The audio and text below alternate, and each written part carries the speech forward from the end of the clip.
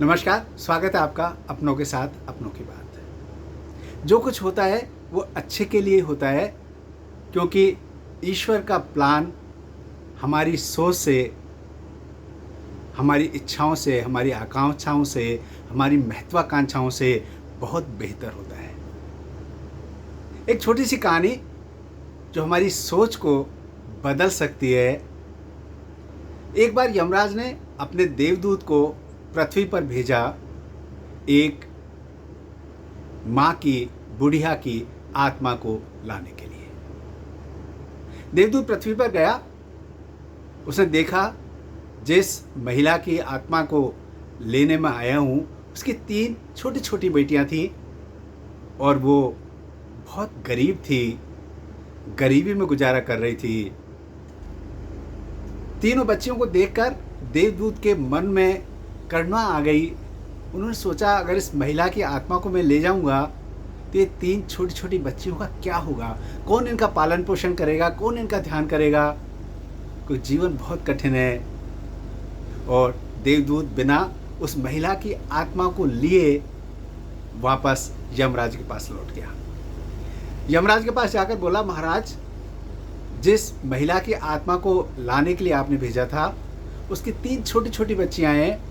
अगर उस महिला की आत्मा को मैं ले आता तो उन 3 बच्चियों का क्या होगा? कौन उनका पालन पोषण करेगा? ये सोचकर मैं वापस आ गया। यमराज को क्रोध आ गया। यमराज ने देवदूत को कहा, तुम विधाता के प्लान से ऊपर सोचते हो, तुम मेरे ऊपर हो क्या? मैंने तुम्हें कहा था महिला की आत्मा को लेकर आओ और आप बिना आत्मा लिए मुझे इस विधान को बदलने के लिए कह रहे हो। यमराज को क्रोध आ गया और यमराज ने उस देवदूत को श्राप दिया कि तू पृथ्वी पे जा, दुख कष्ट भोग, और जब तू 3 बार जोर से हंसेगा उसके बाद ही तुझे इस श्राप से मुक्ति होगी। देवदूत पृथ्वी पर आ गया, दुख कष्ट सहता हुआ एक सड़क के किनारे, सर्दी के दिन थे, भूखा प्यासा, दुख में, सर्दी में ठिठुरता बैठा हुआ था।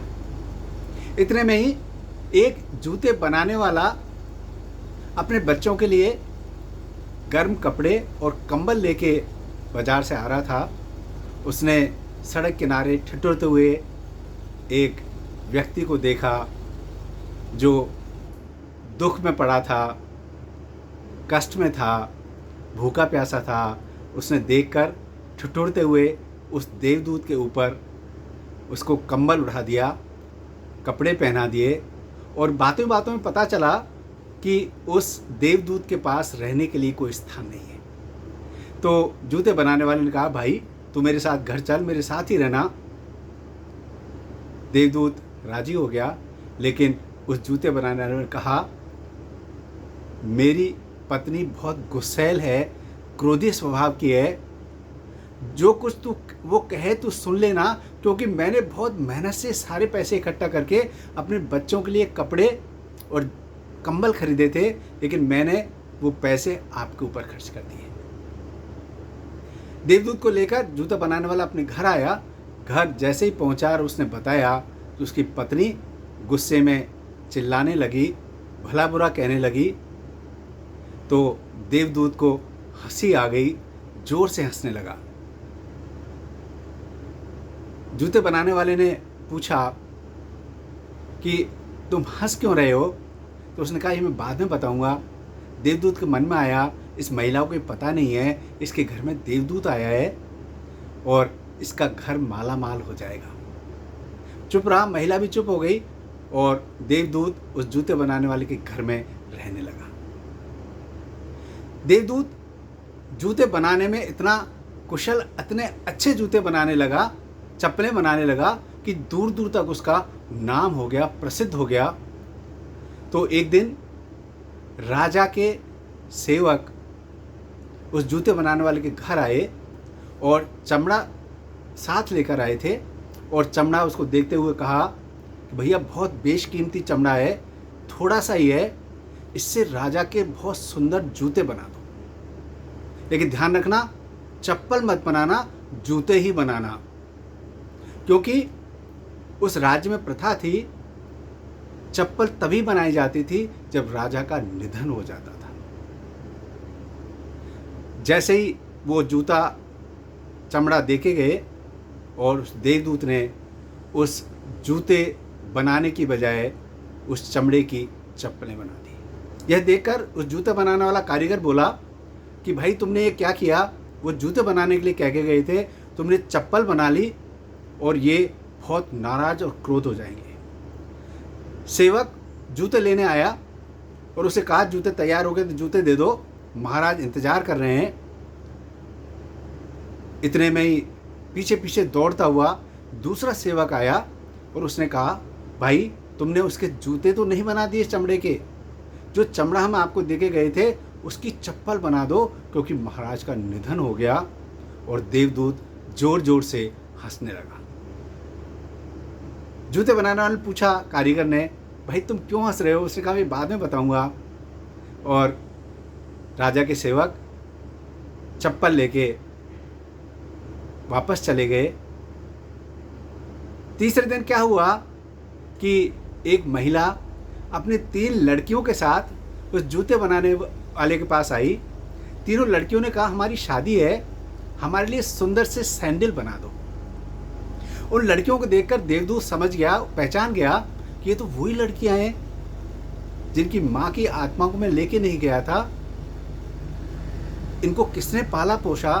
तो उसने उस महिला से पूछा जिनके साथ लड़कियां आई थी कि ये लड़कियां आपकी हैं क्या? महिला ने कहा नहीं, ये 3 लड़कियां एक गरीब महिला के साथ रहती थी। उस महिला का निधन हो गया, मेरे संतान नहीं थी, इसलिए मैं इन तीनों को पाल पोष के बड़ा किया, पढ़ाया लिखाया और अभी इनकी मैं धूमधाम से शादी करने जा रही हूँ। देवदूत फिर जोर से खिलखिला के हंसा तो कारीगर से रहा नहीं गया। उसने पूछा आज फिर तुम क्यों हंसे हो? देवदूत ने उस कारीगर को सारी बात बताई और उसने कहा मुझे श्राप लगा था, यमराज ने मुझे पृथ्वी पर भेज दिया था। अगर मैं उस दिन उस महिला की आत्मा को ले जाता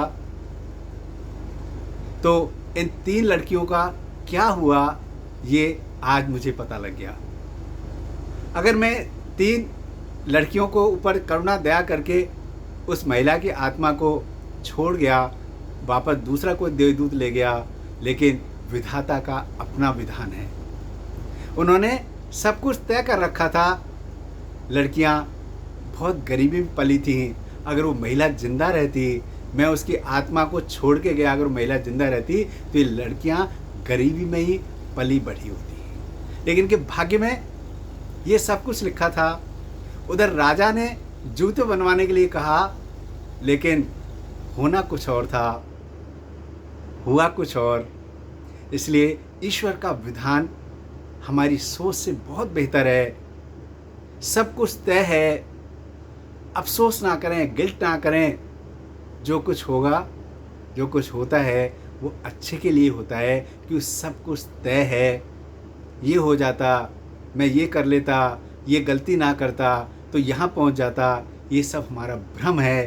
क्योंकि ईश्वर का विधान, ईश्वर की मर्जी, ईश्वर का आशीर्वाद हमारी इच्छाओं से, अपेक्षाओं से, आकांक्षाओं से, महत्वाकांक्षाओं से बहुत बहुत बेहतर है। इसलिए ये कहानी का सबक ये है, जो कुछ होता है अच्छा होता है। अपने जीवन को आनंद के साथ जीजिए, पूरे परिश्रम और मेहनत के साथ, अच्छी सोच के साथ जीवन जिएं। जो कुछ होगा वो अच्छा ही होगा। नमस्कार, जय श्री राम।